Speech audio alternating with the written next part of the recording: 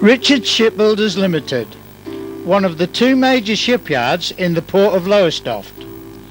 On the stocks lies the chemical tanker Skeldergate, which will have the distinction not only of being the largest vessel so far built on this yard, but also of being the first ship to be launched in this, the firm's centenary year.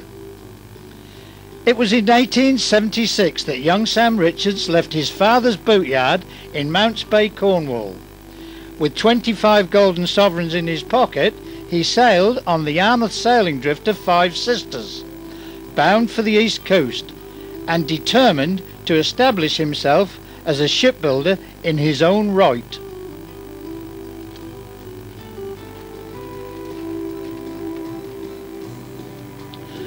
Yard number 1, the Nil Desperandum, was built on the south bank of Lake Lothing, which in those days was known as Kirkley Ham. Soon after this, McConaughey brothers sealed off the Ham and made up the road, which still stands today as Waveney Drive.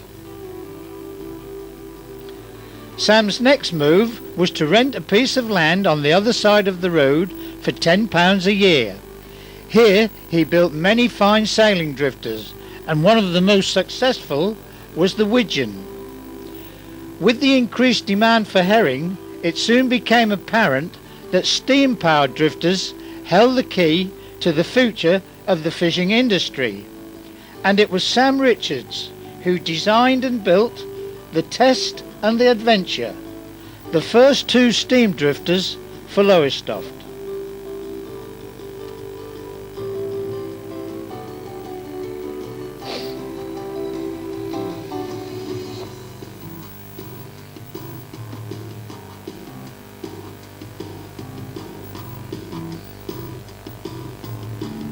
1914 saw the outbreak of the First World War, and the engineering expertise of Richards was quickly transformed into the production of munitions for the war effort.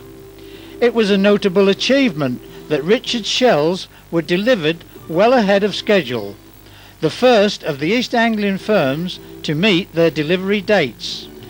It is also a point of interest that many of the jigs and gauges used in this venture are still to be found on the yard today.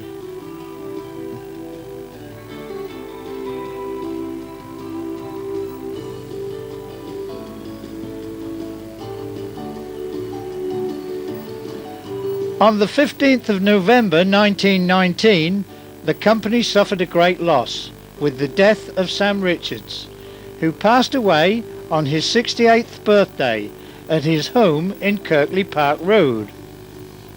In the difficult days of the 1920s, the firm continued under the leadership of Sam's three sons, and in 1924 successfully designed and built the wooden caisson for Lowestoft's dry dock. This was an outstanding feat of ingenuity, as there were no drawings of the previous gate in existence.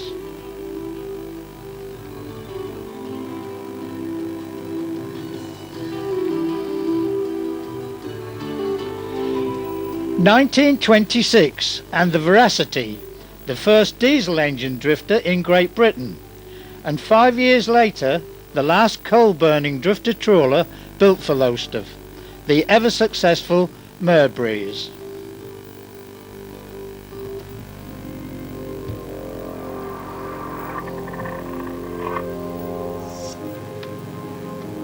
The only remaining steam drifter in existence today is the Lydia Eva. Registered at Great Yarmouth, this ship was built at King's Lynn in 1930 and is the sole survivor of an era that will never again be seen.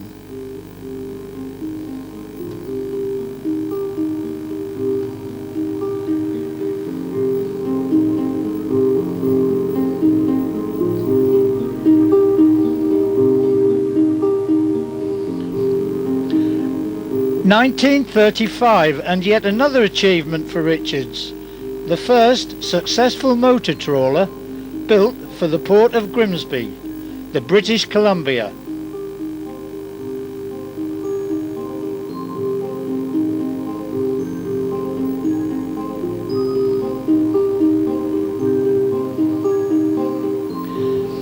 1939, and with war clouds looming over Europe, the tug Kundar was hastily completed and Richards turned once more to the all-important war effort.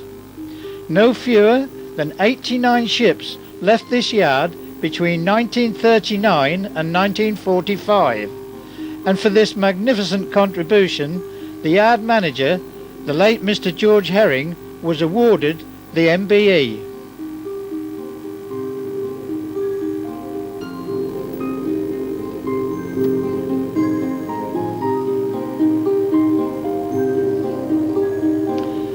The director of merchant shipbuilding was a frequent visitor to the yard, and Richards was soon established as the parent firm for the building of wooden minesweepers.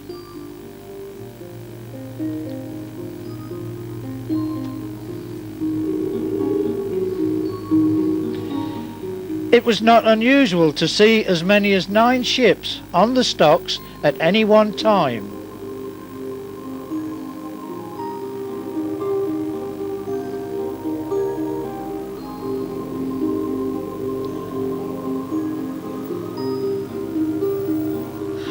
Another of our wartime visitors was Miss Katie Boyle. It's not perhaps generally known that 2 of the roof beams in St. Margaret's Church were cut and trimmed on the yard from oak which was left over from the minesweepers in 1946.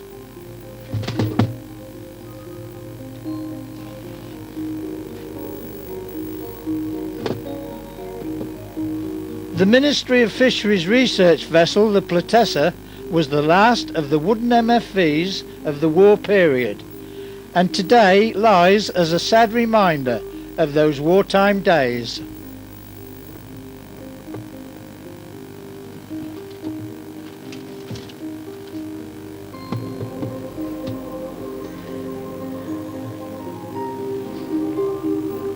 The very last timber-built ship to sail from Richards Yard was the longshore boat G&E. Built for the Smith brothers of Kessingland, she can still be seen operating from her home port.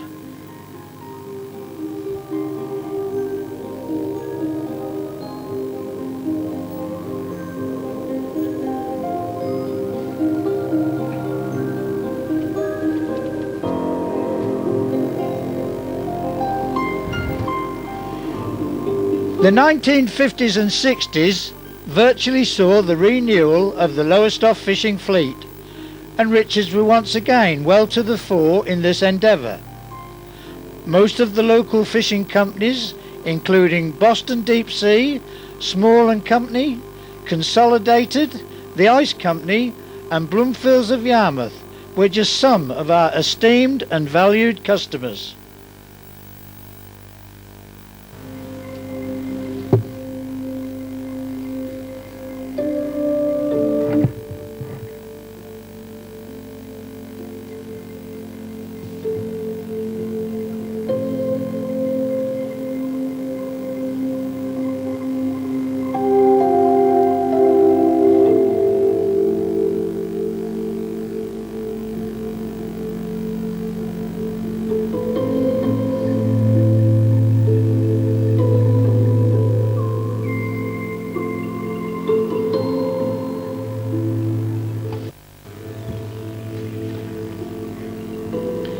It was also in the early 50s that the Admiralty turned once again to Richards and placed a valuable order for 8 coastal minesweepers.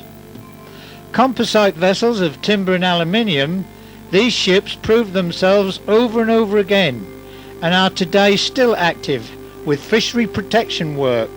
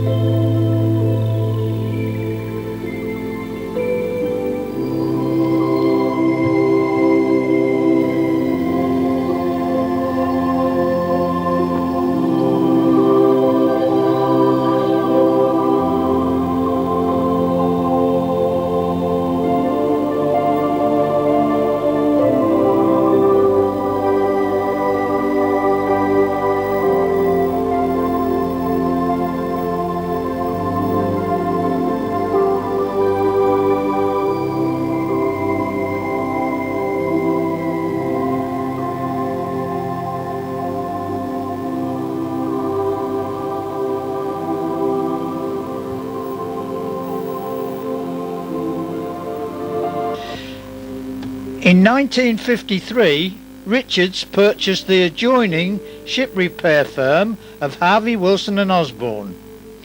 Many of the personnel are still with the company and include Mr. Jack Osborne and Mr. Jack Wilson, direct descendants of the original owners.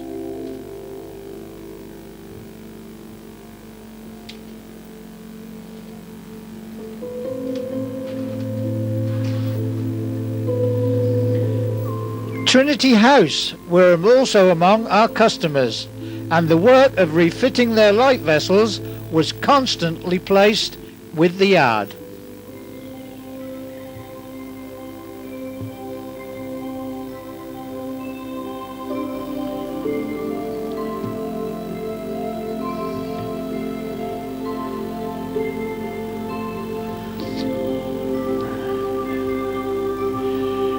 Repairs have always been an integral part of the Richards programme, and all types of craft have been catered for.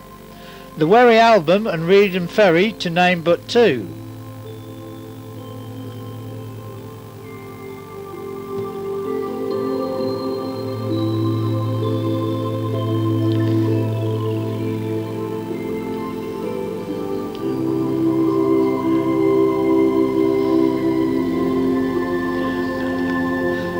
The new building programme included two luxury yachts, the Diadem of Doolish and the Aita.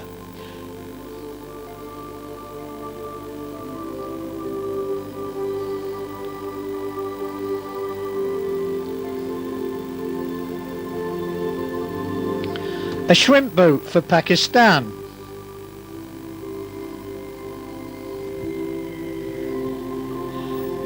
Two mud dredgers for the Humber.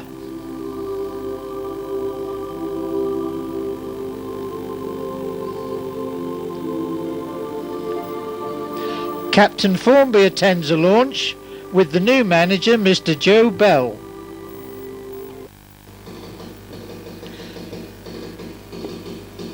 The man mainly responsible for many of our successful launches is the foreman shipwright, Mr. Frank Castleton, who keeps a collection of wine bottle tops commemorating some of these events. Also in his collection are two coconut shells from the launches of the Golap and Tagar, diesel tugs for the port of Calcutta, where their Hindu owners, for religious reasons, would not have their vessels christened with wine.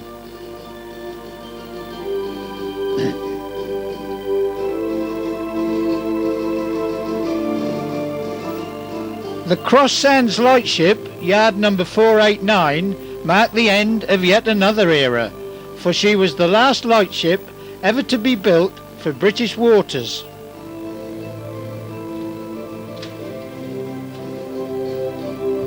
It was in 1968 that Richards constructed the first of two new building berths, enabling the company to tender for larger ships, and the first of these was the 207-foot mudhopper St. Bees.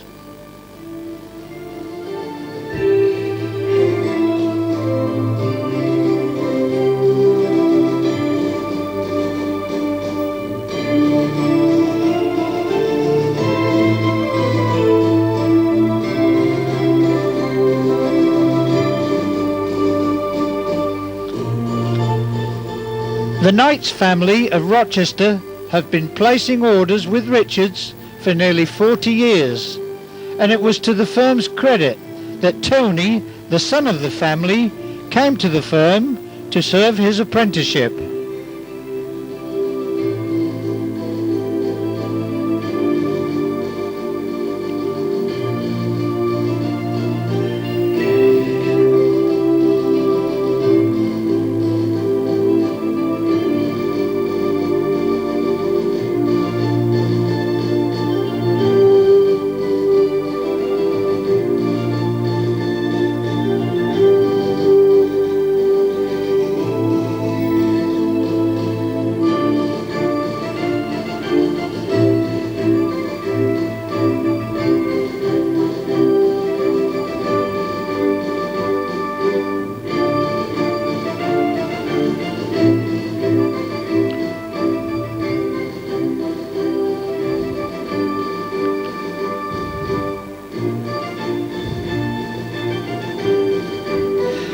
The Cuthred, a passenger and vehicle ferry, was built for British Rail. Captain Formby retires and Mr. Fairy is appointed company chairman.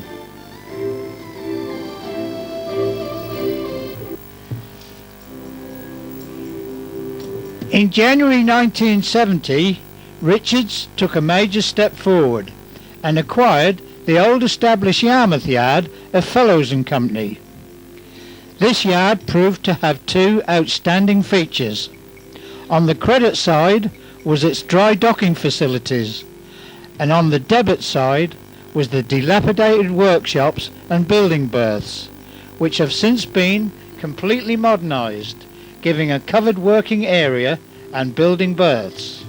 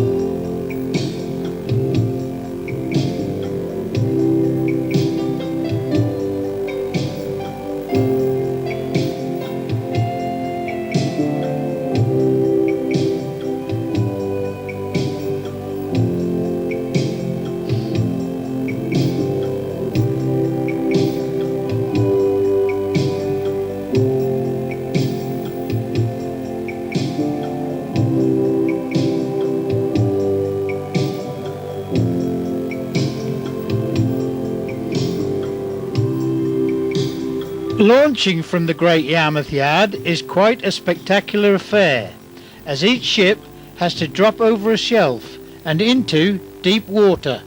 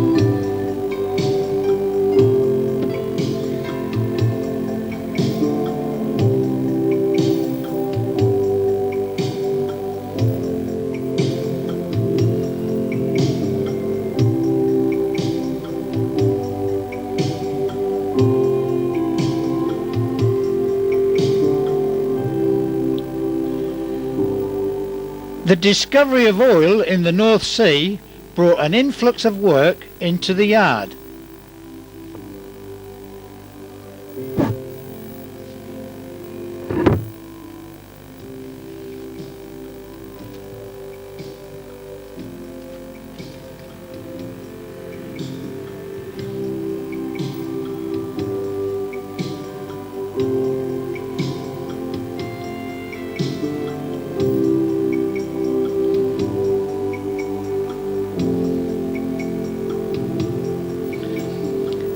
As well as the construction of oil supply ships, we were also involved with the boring out of the lifting lugs on the accommodation modules.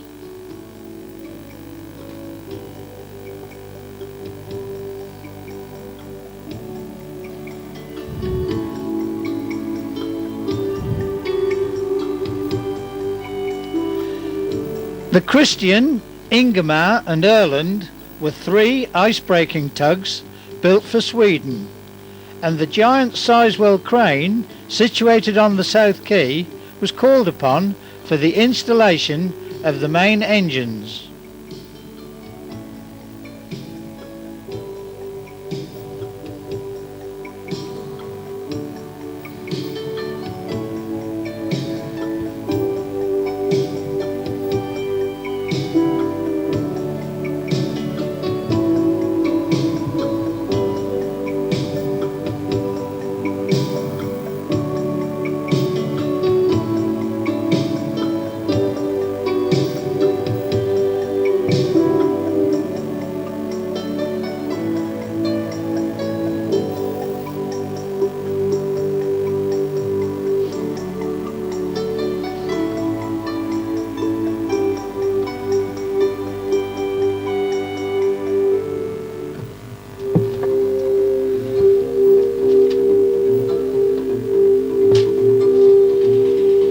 One of the many furnace jobs undertaken is the turning of a trawler's gallows.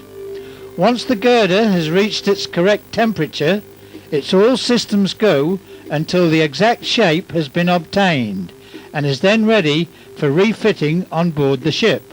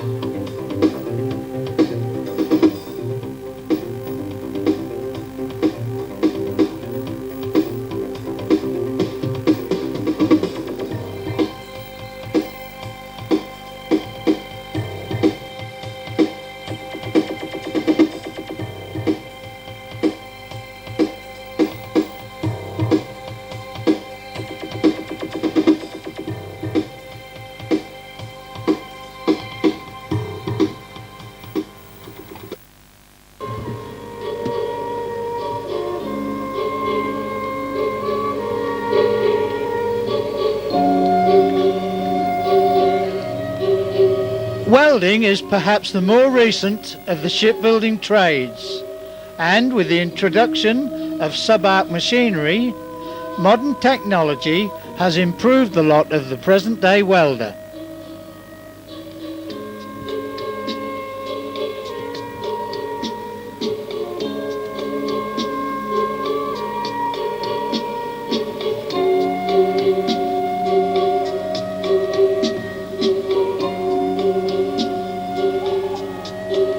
The once familiar sound of the riveter's hammer is seldom heard today, but nevertheless the skill of this old trade is still available whenever called for.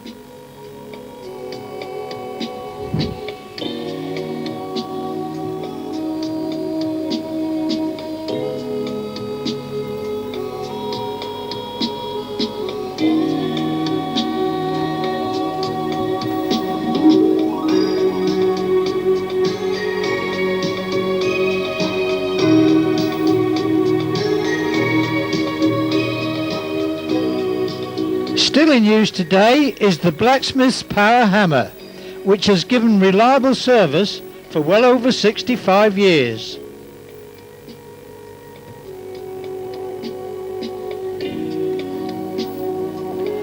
Another ancient but useful piece of equipment, the profile cutter.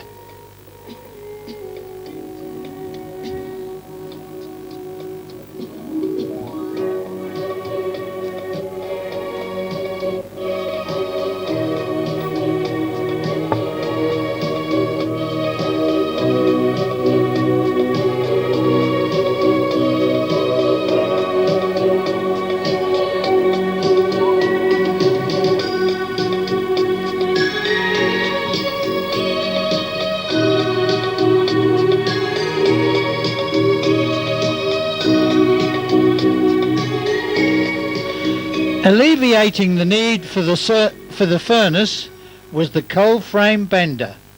Installed in 1975 at a cost of £30,000, it soon proved its worth and is regarded as one of the best investments to date.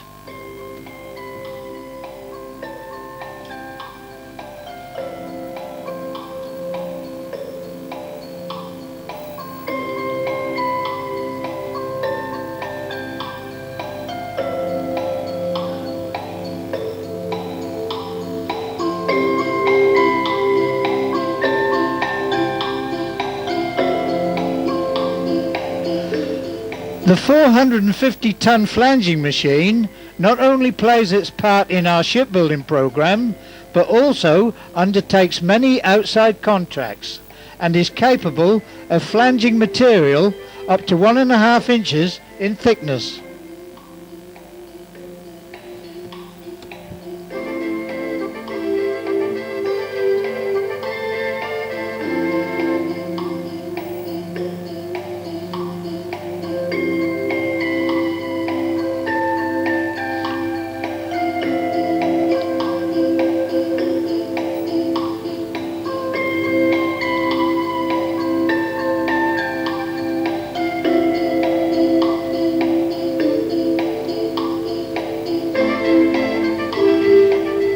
The old plate rollers, having outlived their usefulness, were destined for the scrapyard.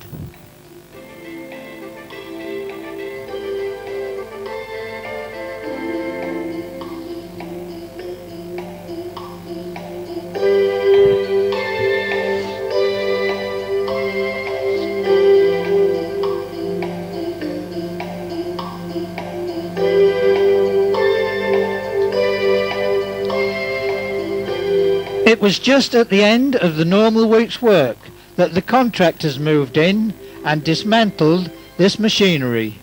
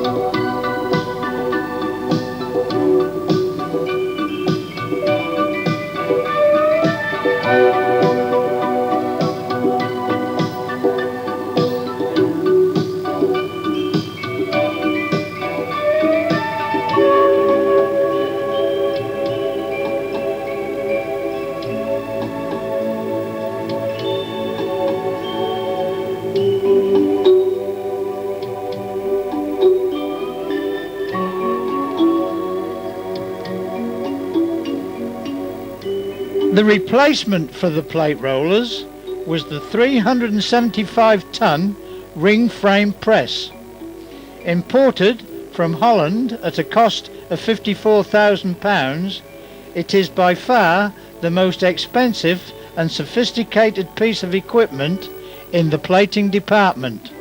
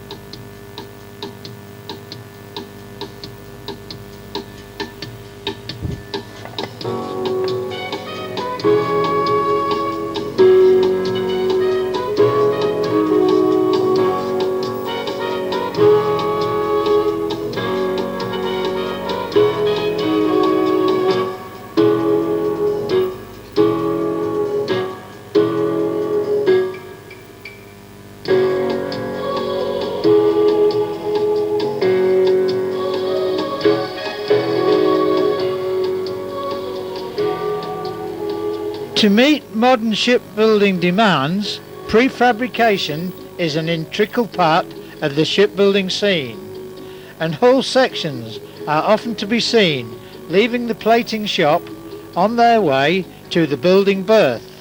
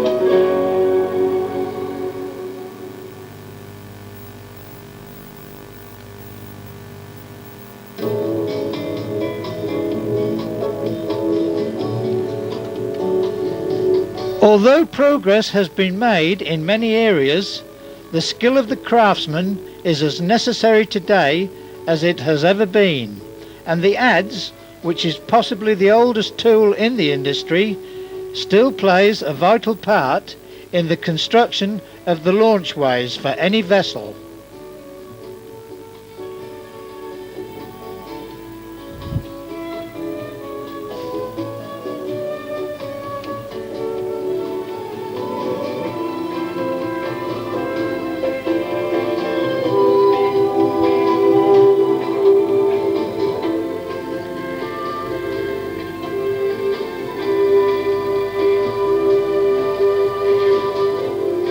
The pre-launch activities are an accepted part of the everyday scene at the yard, and soon number 527, the Kelty, will take to the water.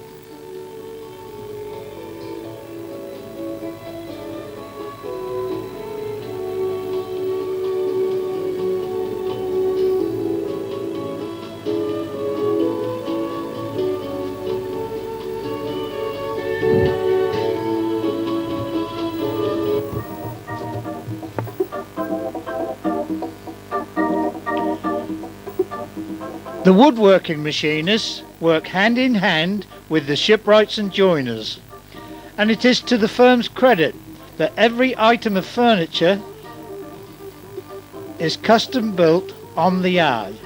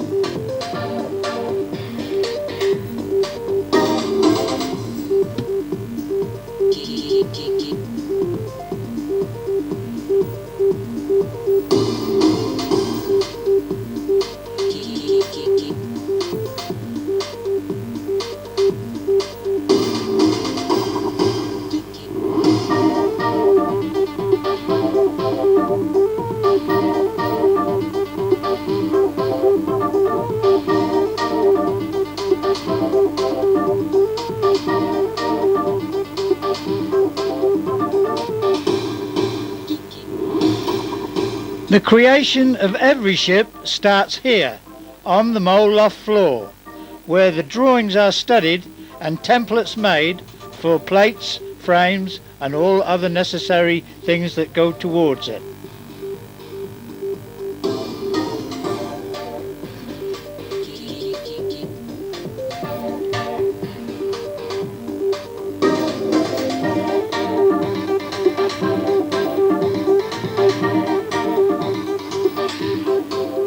Every aspect of marine and general engineering is covered by the machine shop at Richards.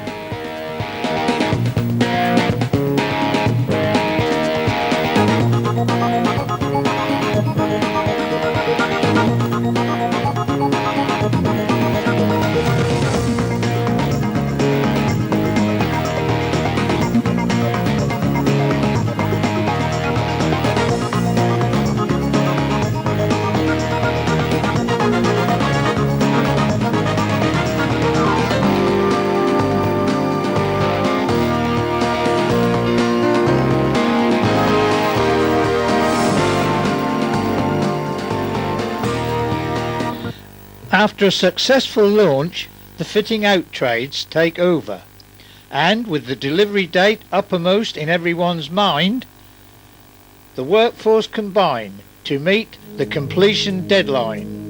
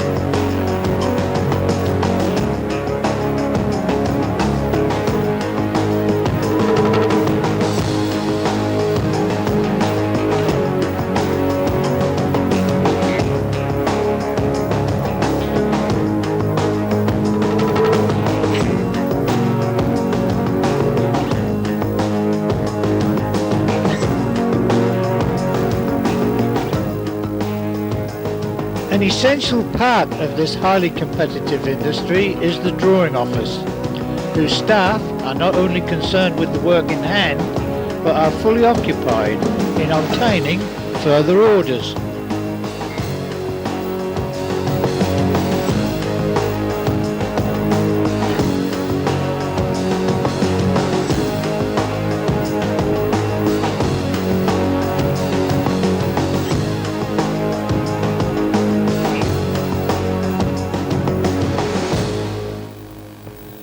The administration side of the shipyard is carried out by our able and charming office staff. And with the aid of the new computer, their task has been made a little easier.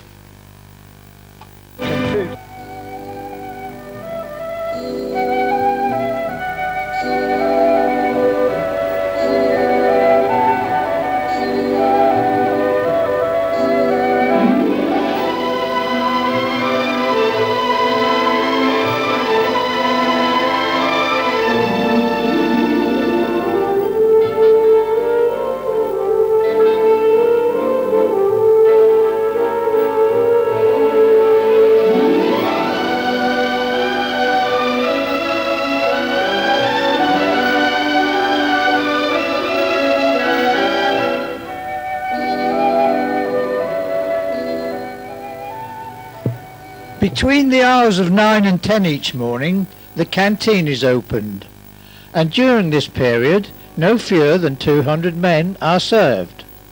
Moderate prices and good value are assured, and the canteen is run on a non-profit making basis.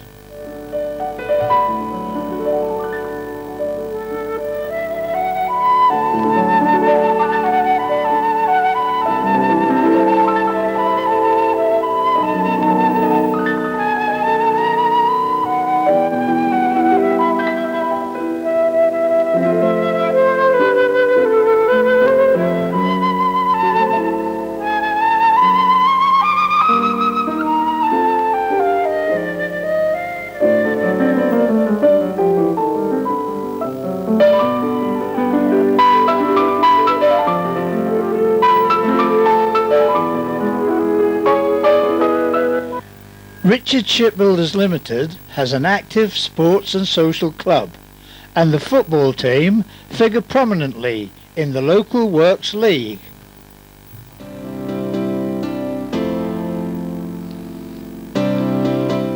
In 1974, a friendly match was arranged with the Co-op Factory ladies team, and in a high-scoring game, a total of £63 was raised for charity.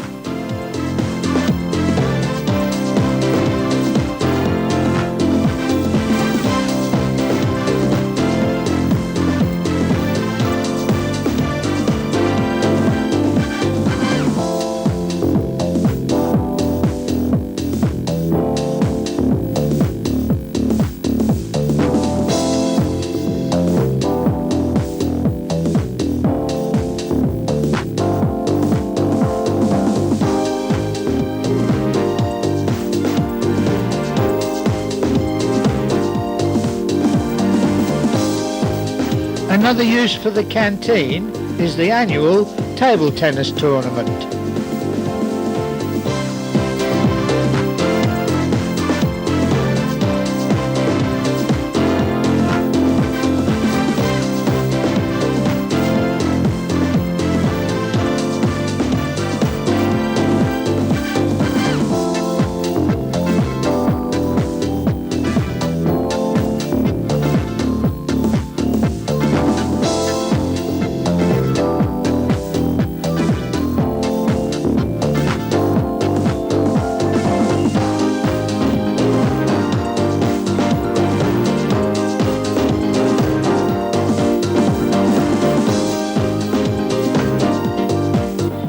Without doubt, the most popular sporting event is the Interdepartmental Darts Tournament, and promotes keen competition throughout the yard.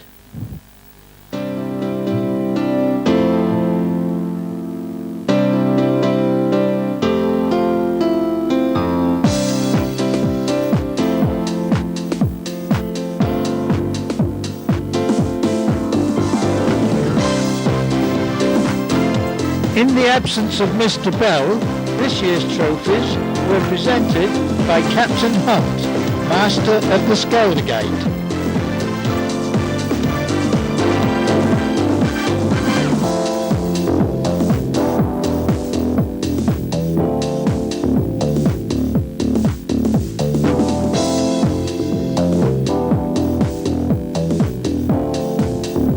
One of the oldest surviving events at Richards is the annual men-only coach trip.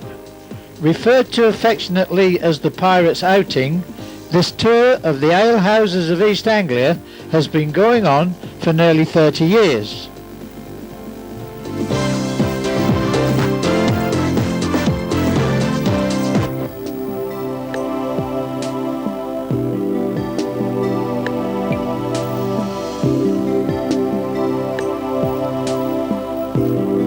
The highlight of Richards' centenary year was the construction of the chemical tanker Skeldergate.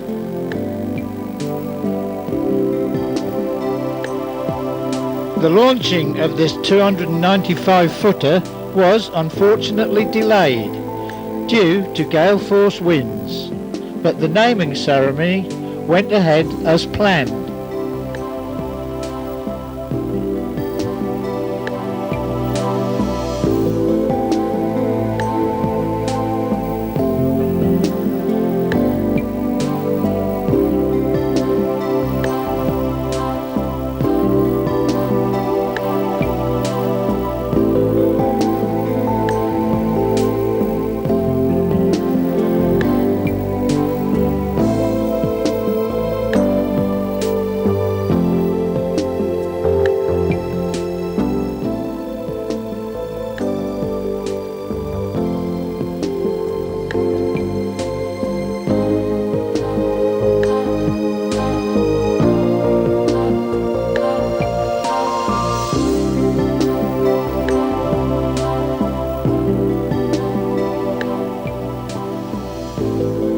It was 4 days later, as night fell, that the ship unceremoniously entered the water.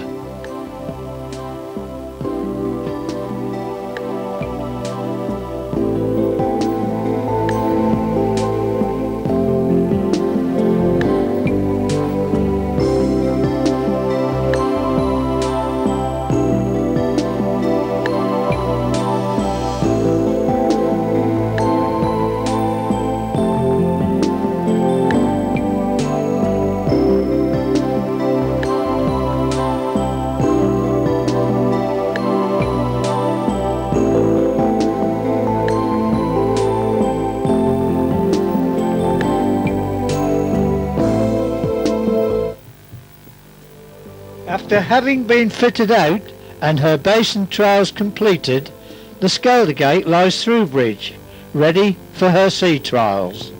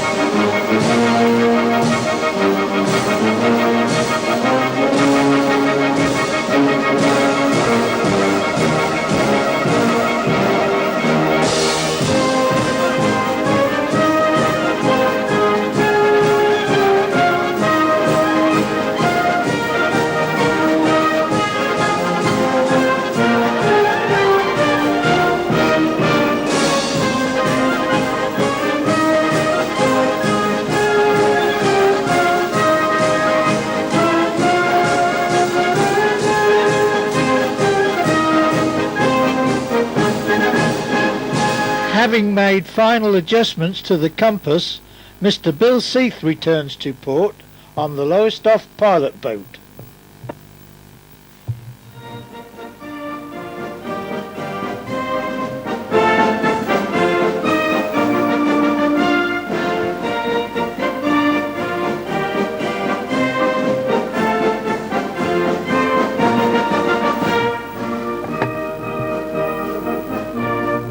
Teething troubles were encountered with the windlass, but after a 20-minute delay, the anchors are weighed and preparations are made for the speed trials.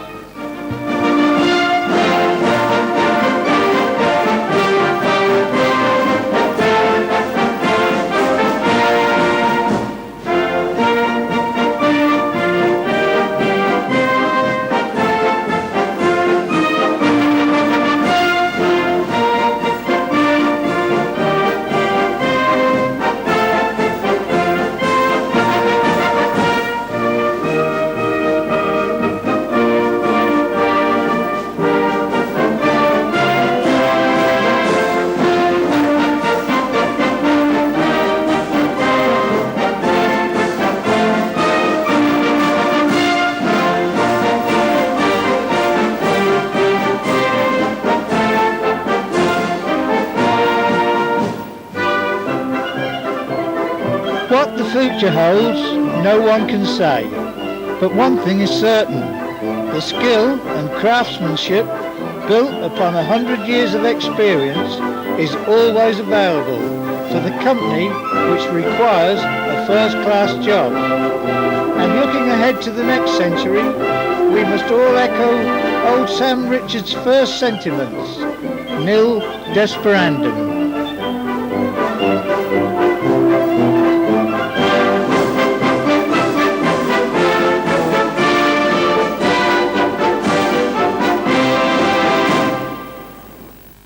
This video is a copy of the Super 8mm film A Century of Ships and tells the story of Richard Shipbuilders from 1876 until 1976. An amateur film, it was made by 4 workers at the yard and was their contribution towards the firm's centenary year celebrations. Unfortunately, through lack of orders, Richard's shipyards at both Lowestoft and Great Yarmouth finally closed in 1994. The original film of A Century of Ships is in the care of the East Anglian Film Archive at the University of East Anglia in Norwich.